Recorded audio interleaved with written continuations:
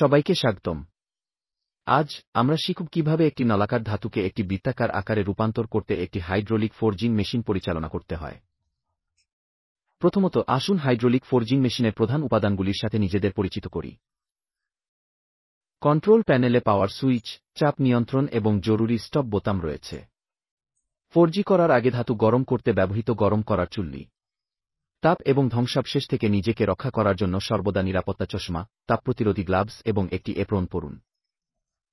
চুল্লিতে নলাকার ধাতব টুকরা রাখুন এবং উপযুক্ত ফোরজিং তাপমাত্রায় তা গরম করুন। এটি ধাতুটিকে নমনীয় করে তোলে এবং আকারে সহজ করে তোলে। চিমটি ব্যবহার করে চুল্লি থেকে উত্তপ্ত ধাতুটি সাবধানে সরিয়ে নিন এবং এটিকে নিচের ডাইতে রাখুন। ফোরজিং প্রক্রিয়া শুরু করতে সাইকেল স্টার্ট বোতাম টিপুন।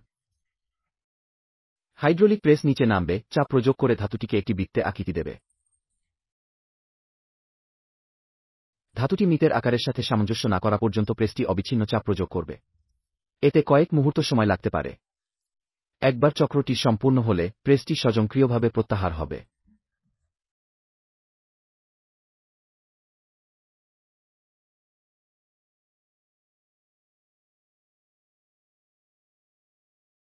মেশিনটি বন্ধ করুন এবং চিমটি ব্যবহার করে নকল বৃত্তাকার টুকরাটি সাবধানে মুছে ফেলুন।